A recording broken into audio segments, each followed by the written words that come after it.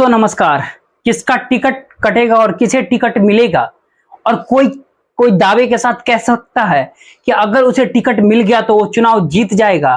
क्या वाकई कोई दावा ठोक सकता है कि अपने बूते वो चुनाव जीत जाएगा और उसे कोई जरूरत नहीं है नरेंद्र मोदी की चेहरे की?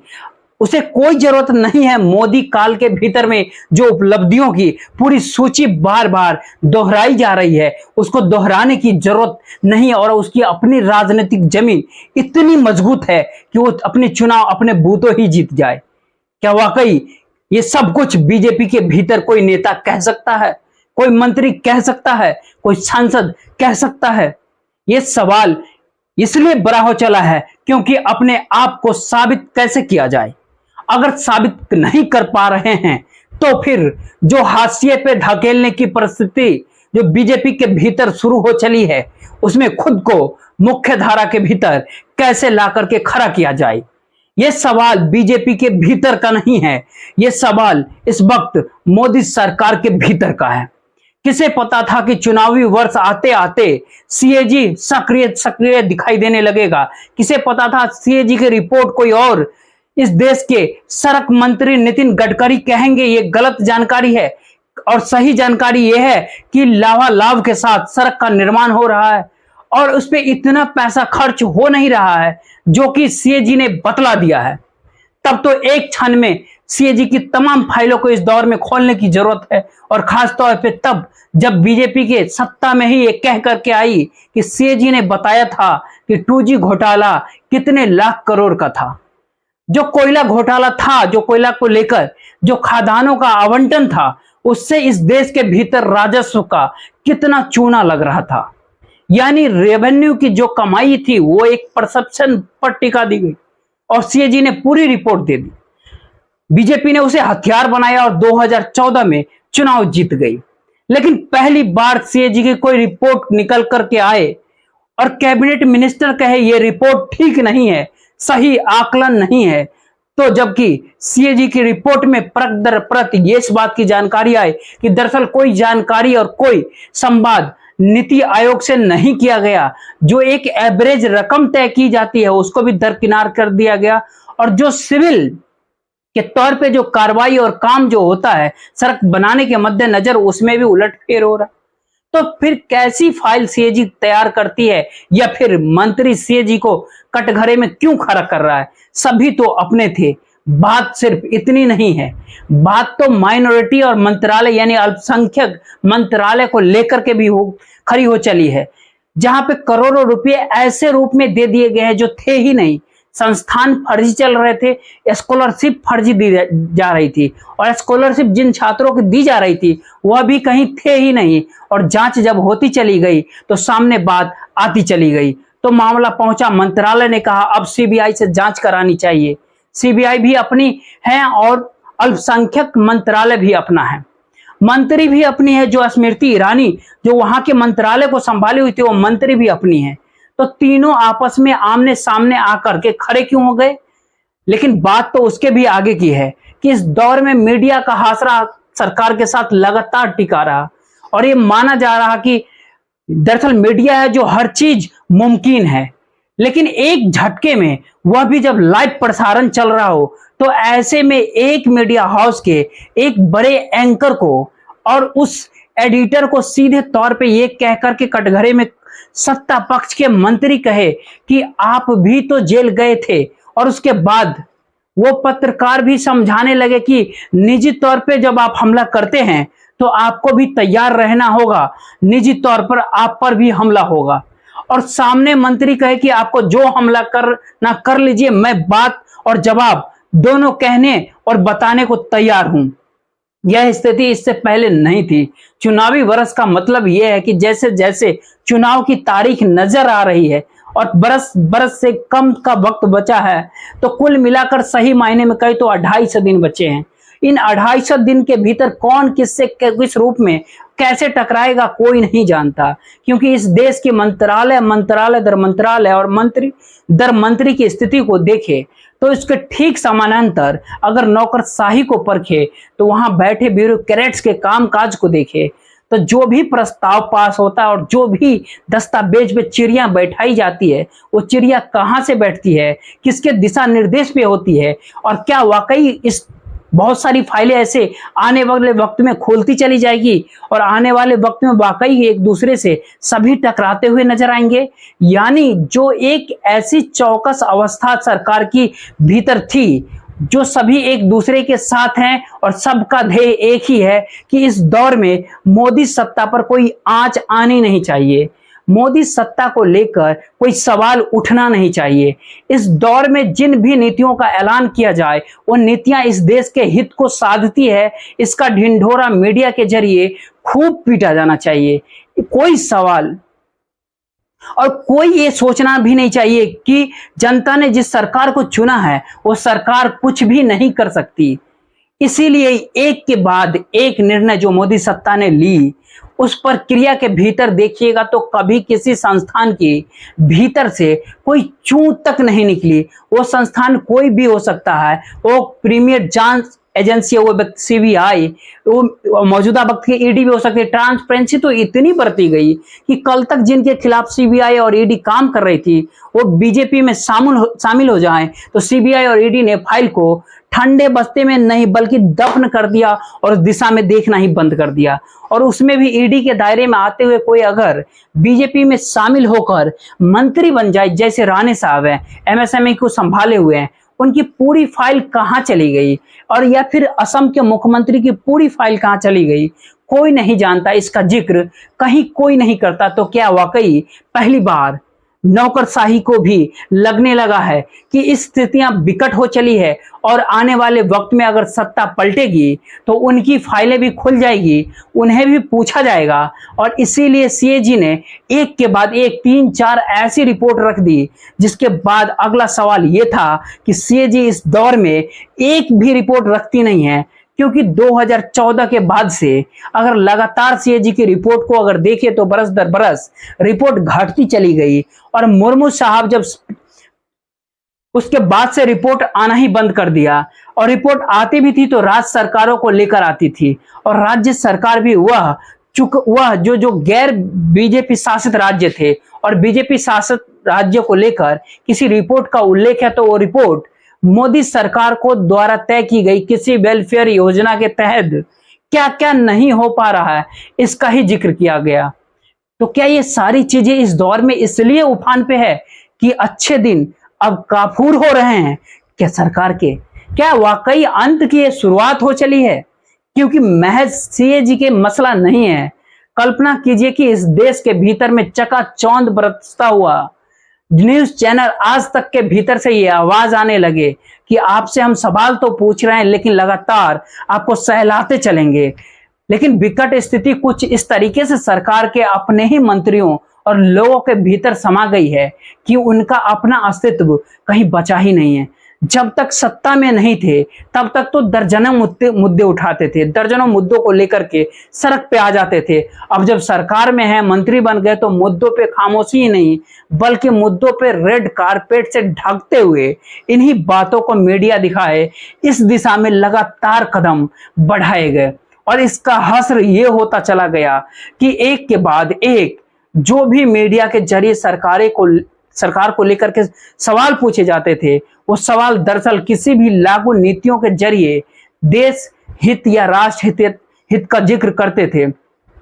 जितनी शानदार नीति है कि राष्ट्र का भला हो, कितनी बेहतरीन वेलफेयर नीति है जिससे राष्ट्र हित को साधा जा रहा है, कमोवेश ऐसे स्थिति भी थी, तो फिर ये टकराव एक झटके में क्यों आ गई?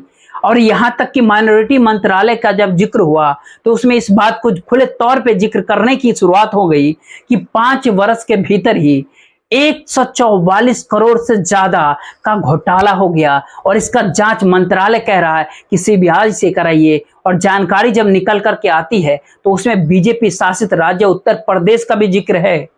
बाकी तो मान लीजिए छत्तीसगढ़, राजस्थान कांग्रेस शासित राज्य है, लेकिन असम का भी जिक्र है जो बीजेपी शासित है। लेकिन पश्चिम बंगाल जो ममता बनर्जी के तहत है, एक तरफ फहरिस्त अगर देखें तो बीजेपी शासित राज्य को भी उस दायरे में ला करके खड़ा कर दिया गया कि उन राज्यों में जो स्कॉलरशिप दी जा रही है, जो मदरसे या जो मुस्लिम संस्थान काम कर रहे हैं, सभी फर्जी हैं और 830 फर्जी संस्थान यानी 50% से ज्यादा 1572 संस्थान को जब निरीक्षण किया गया 21 राज्यों में, तो आंकड़े सामने निकल करके आए। आंकड़े निकल करके आए तो रकम निकल करके आई। रकम के बाद जब राज्य दर राज्य पता चला कि छत्तीसगढ़ में 62 में है, राजस्थान में 99, उत्तर प्रदेश के भीतर 44% हिस्से ही फर्जी हो चली है, जिसकी तादाद 200 पार हो जाती है। यही स्थिति असम के भीतर है। वहां तो 2/3 से ज्यादा संस्थान फर्जी हैं जो माइनॉरिटीज को लेकर के काम कर रहे हैं। तब ये सवाल खड़ा होते जा रहा है कि सरकार के भीतर इस बात को लेकर छीछा लेदर आपस में ही अब शुरू होने का वक्त आ चला है, क्योंकि सभी अपनी पहचान को, अपनी कॉन्स्टिट्यूएंसी को, अपनी यानी मंत्रियों के सामने संकट है कि कितनी ईमानदारी से वो काम कर रहे थे, इसको लेकर के कोई बेईमानी दाग न लगे, वो अपनी बातों को कहने के लिए वो अब सीएजी पे भी उंगली उठा रहे हैं। और सीएजी की मुश्किल ये है कि आने वाले वक्त में सरकार रहे ना रहे, वो ब्यूरोक्रेट तो रहेंगे, तो क्या ब्यूरोक्रेसी से डीआरएस ले लेंगे? तो एक लंबी नौकरशाहों की टीम है। और अब नौकरशाहों का भी ये माना जा रहा है कि सभी चूंकि इस पूरे चक्रव्यूह का हिस्सेदार है, जिसमें सत्ता पे कोई आंच आनी नहीं चाहिए और सत्ता बरकरार रहनी चाहिए, इसी अंदेशे से वो काम कर रहे हैं। और इसीलिए हर संस्थान का मुखिया कौन होगा ये सरकार तय करने लगी। और इतना ही नहीं, आने वाले वक्त में किस महत्वपूर्ण संस्थान का मुखिया कौन हो सकता है, उसके पीछे अभी से सरकार लग गई है और उसके अनुकूल परिस्थितियां बताने लगी है और बनाने लगी। और उसको भी महसूस होने लगा कि अगर वो सत्ता के साथ रहेगा तो आने वाले वक्त में अपने डिपार्टमेंट का मुखिया हो सकता है। यही इस स्थिति नौकरशाही और सरकार के बीच लगातार चल रही है। और इस नौकरशाही के दायरे में, इस परिस्थिति के बीच में एक सुप्रीम कोर्ट ही आकर के खड़ा हो गया। लेकिन सरकार ने मैसेज दिया कि हम हैं तो सुप्रीम कोर्ट भी क्या मायने रखेगी। और ये मैसेज कहीं दूसरी जगह नहीं, बल्कि खुले तौर पे दिल्ली को दिए गए फैसले, जिसमें चुनी हुई सरकार के पक्ष में सुप्रीम कोर्ट थी, तो विधेयक ले आई सरकार, बिल ले आई और उसमें सारे अधिकार मुख्यमंत्री से छीनकर राज्यपाल के हाथों में थमा दिए और अपने हाथों में ले लिए। दूसरी परिस्थिति उससे भी कहीं आगे की थी, जो चुनाव आयोग ने कौन आयुक्त होगा इसकी नियुक्ति भी हम ही करेंगे, जिसपे सुप्रीम कोर्ट ने उंगली उठाई थी। फिर से मैसेज नौकरशाही के पास। सवाल है कि पूरी प्रक्रिया हर कोई इस देश में देख रहा है, लेकिन उसके बावजूद भी कोई नौकरशाही, कोई इतनी हिम्मत कैसे दिखा सकता है बिना सरकार के इशारे पे? तो एक सवाल यह भी उठा, क्या नितिन गडकरी को ठिकाने लगाने की सोच इस दौर में सरकार की भीतर समा गई है? इसीलिए कुछ दाग धब्बे उनके मंत्रालय पे लग रहे हैं और निशाने पे कोई दूसरा नहीं बल्कि अपने ही मंत्री सही, लेकिन वो एक समानांतर ताकत के तौर पे हैं। तो अगला सवाल ये इस दौर में ये भी उठा कि नितिन गडकरी क्यों? क्योंकि एक मंत्री भर हैं। लेकिन इसके समानांतर राजनीतिक गलियारों में ये सवाल खड़ा चला कि अगर 272 के नीचे भी बीजेपी आ रही है या बीजेपी आएगी, तो जो सर्वनुमति से यानी सभी की सहमति के साथ कौन वो शख्स होगा जिस पे आरएसएस का ठप्पा होगा, जिस पे बीजेपी का तमाम नेताओं का ठप्पा होगा, जिस पर कॉर्पोरेट का ठप्पा होगा कि हाँ इसको आगे किया जा सकता है। और तो और जो विपक्ष के राजनीतिक दल हैं जिनकी मदद चाहिए हो, वह भी राजनीतिक दल किस नेता पे सहमति देंगे? अगर मोदी के नाम पे 272 सीट नहीं आ पाती है तो क्या उससे पहले गडकरी खड़े हो पाए? उनको डिगाने की परिस्थिति हो चली है। लेकिन इसके समानांतर दूसरा सवाल यह है कि क्या वाकई ऐसी स्थिति अब आने लगी है कि 272 का आंकड़ा लोकसभा के चुनाव में भी बीजेपी छू नहीं पाएगी? इसका अंदेशा उसे हो चला है। और इस अंदेशे के तहत राजनीतिक सत्ता जिसके पास है मौजूदा वक्त में, उसकी बिसात इस दौर में बिछने लगी है और इस एहसास कराने लगी है कि देखिए राजनीति होगी तो हमारे कहे अनुसार। इसीलिए यहां से दूसरा मामला निकला जो राज्य के चुनाव के भीतर में किन्हें टिकट दिया जाए और किन्हें उम्मीदवार बनाया जाए, इसको लेकर हो चला है। जिन उम्मीदवारों को टिकट दी जा रही है उनको भी भरोसा नहीं था उनको टिकट मिल जाएगी। जिनके टिकट कट रही है उनको भी भरोसा नहीं था उनके टिकट कट जाएगी। तो क्या ये एक सीढ़ी है जिसमें राजनीतिक सत्ता मौजूदा वक्त में जो मोदी और शाह की ताकत है वो ताकत अपने आखिरी अंदाज में आकर आकर खड़ी हो चली है और वो जान रही है कि उनका विकल्प बीजेपी के भीतर में कोई नहीं खड़ा हो पाए। तो ऐसे में वही रहेंगे और उन्हीं के जरिए आने वाले वक्त में किसी का नाम अगर सामने रख दिया जाए तो सभी की सहमति उस पर होनी चाहिए। कुछ इस अंदाज में बीजेपी चल रही है, बीजेपी के भीतर की राजनीति चल रही है। क्योंकि ध्यान दीजिए, जिले दर जिले बीजेपी के दफ्तर बन रहे हैं, लेकिन जिले दर जिले बनते ही बीजेपी के दफ्तर वो बीजेपी के उस पॉलिटिकल पार्टी की संपत्ति के तौर पे हैं जिससे पहले जो अशोक रोड में बीजेपी के हेडक्वार्टर हुआ करता था, या इस वक्त जो दीनदयाल उपाध्याय जो आईटीओ से रेलवे स्टेशन की तरफ सड़क जाती है जहां 5 सितारा बीजेपी का दफ्तर तैयार है, वो दफ्तर किसके पास है? दस्तावेज में उसका मालिक कौन है? बीजेपी ही है। और कल जिसके पास ओरिजिनल बीजेपी रहेगी उसके पास जाएगी या उसके पास भी नहीं रहेगी। विषाक्त कुछ ऐसी है कि मौजूदा राजनीतिक सत्ता अपनी सत्ता को गंवाने को तैयार नहीं। ये पहला सवाल है। दूसरा सवाल, सत्ता अगर जा रही है तो उसके बावजूद भी अपने ही व्यक्ति के हाथ में सत्ता रहे और उससे इतर कोई और तीसरा शख्स खड़ा ना हो, इसके लिए जो मन चले करें, ऐसी परिस्थिति भी बन चली है क्या? और तीसरी परिस्थिति नौकरशाही को लेकर के है कि नौकरशाही दरअसल पूरे के पूरे पॉलिसीज को बनाने और लागू कराने में अगर हिस्सेदारी है उसकी, जिसका जिक्र वो लगातार परफॉर्म और गवर्नेंस का जिक्र करते हुए, जिसका लाल किले के प्राचीर से भी प्रधानमंत्री मोदी ने कहा कि हम परफॉर्म कर रहे हैं, ट्रांसफॉर्मेशन हो रहा है, और उसको इम्प्लीमेंट परफॉर्मेंस के तौर पे जो कर रही है वो नौकरशाही कर रही है, और इसी को रिफॉर्म कहा जाता है। जिन बातों का जिक्र मौजूदा वक्त में मोदी सत्ता कर रही है, क्या वो इस बात को जान चुकी है कि अब नौकरशाही के भीतर भी कोई खलबली है, या कोई एक ऐसी परेशानी या टूल के तहत कोई अभी भी इस्तेमाल हो रहे हैं? अगर दोनों तीनों परिस्थितियों को मिलाइएगा और एक झटके में मौजूदा वक्त में जो मिनिस्टर्स हैं उनके सामने बड़ा सवाल ये है कि आखिर उन्हें टिकट मिलेगा या नहीं मिलेगा। क्या वाकई बीजेपी के भीतर कोई दावा कर सकता है कि उसे टिकट मिलेगा? लेकिन दूसरी तरफ एक दावा हो सकता है कि तमाम महत्वपूर्ण मंत्रालयों को अगर आप देखें तो आप देखिएगा कि तमाम महत्वपूर्ण मंत्रालय उन नेताओं के पास है जो लोकसभा से चुनाव नहीं जीते बल्कि राज्यसभा यानी पिछले दरवाजे से एंट्री हुई तो सरकार के इशारे पे एंट्री हुई, सरकार के वो बंदे हो गए, सरकार के अनुकूल ही रहेंगे। उनकी अपनी राजनीतिक जमीन कोई है नहीं, तो अपनी राजनीतिक तौर पे कैसे कोई कभी खड़े हो पाएंगे? जो भी मौजूदा सत्ता के सामने खड़ा होने स्थिति में आएगा तो उसको डगमगाना ही, जो नहीं खड़ा हो सकता है वो गुड बुक में रहेगा। तो सरकार के लिए गुड बुक का मतलब क्या है और बैड बुक का मतलब क्या है, ये भी आप समझ सकते हैं। तो क्या वाकई ऐसी परिस्थिति आ गई है जब इस बात का जिक्र होने लगा है कि सरकार अपने तौर पे इकोनॉमी का एक ऐसे डगमगा गई है कि आने वाले वर्ल्ड पावर भी इंडिया को देखे कि यहाँ की सत्ता के जरिए चीजें अनुकूल होंगी ही या नहीं? क्योंकि मोडीज अगर ये कहता है कि आपकी वेटिंग का आधार आने वाले वक्त में इस पर भी टिकेगा कि आपके यहाँ कोई नया दंगा ना हो, जो मणिपुर को लेकर के हो रहा है, और अंतर्राष्ट्रीय तौर पे मोडीज अगर एक संदेश और एक संकेत के जरिए यही दे रहा है कि देखिए मणिपुर के हालात को सुधारिए पहले, तो क्या है अंतर्राष्ट्रीय तौर पे एक डिस्टर्ब कंट्री के तौर पर इकोनॉमी का एस्पेक्ट में मोडीज भी देखने लगा है, जो रेटिंग तय करता है जिसके प्रभाव में दुनिया के तमाम बड़े कॉर्पोरेट आते हैं।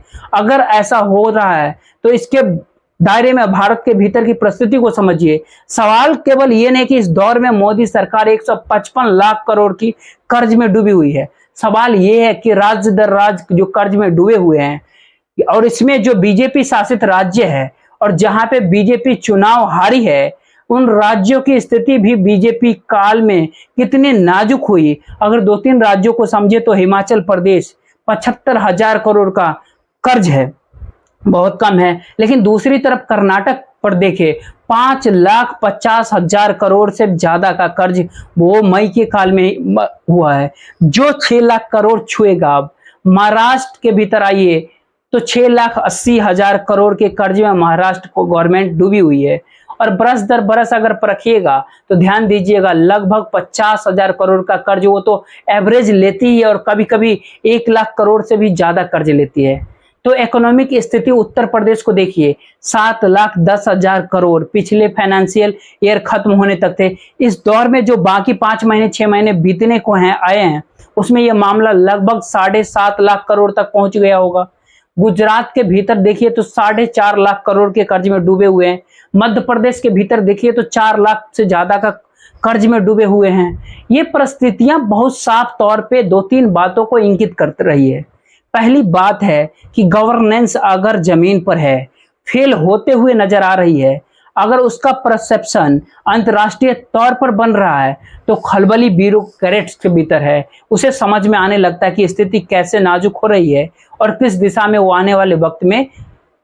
दूसरी परिस्थिति, अगर इसका प्रभाव चुनाव पे पड़ेगा और राजनीति पे पड़ेगा, तो पार्टियों के भीतर यानी बीजेपी तक के भीतर जो बड़े गद्दावर नेता होते हैं, जो अपने तौर पर चुनाव जीतते हैं, उनके सामने भी मुश्किल ये है कि उनके जुबान पे उनके नेता के नाम रखना ही है और उपलब्धियों के तौर पे उस नेता द्वारा किए गए जो लंबी फहरिस्त है उसको बताना ही है।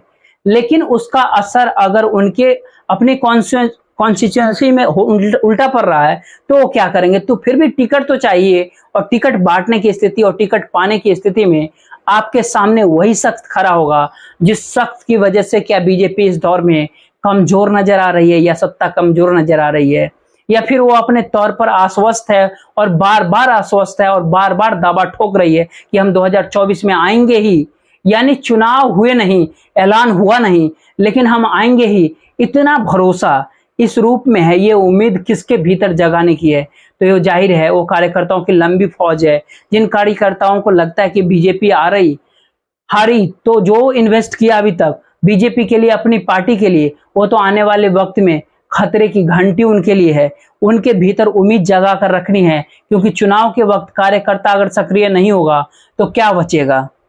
इस राजनीतिक गोरख धंधे के भीतर जब आप घुसिएगा तो 2-3 सवाल जो आपको जिक्र नौकरशाह टिकट पाने के उम्मीदवार जो मंत्री भी हैं, सांसद भी हैं, नेता भी हैं, और तीसरा इस दौर के भीतर में बनता हुआ और उभरता हुआ परसेप्शन जो अंतर्राष्ट्रीय तौर पे असर डाल रहा है।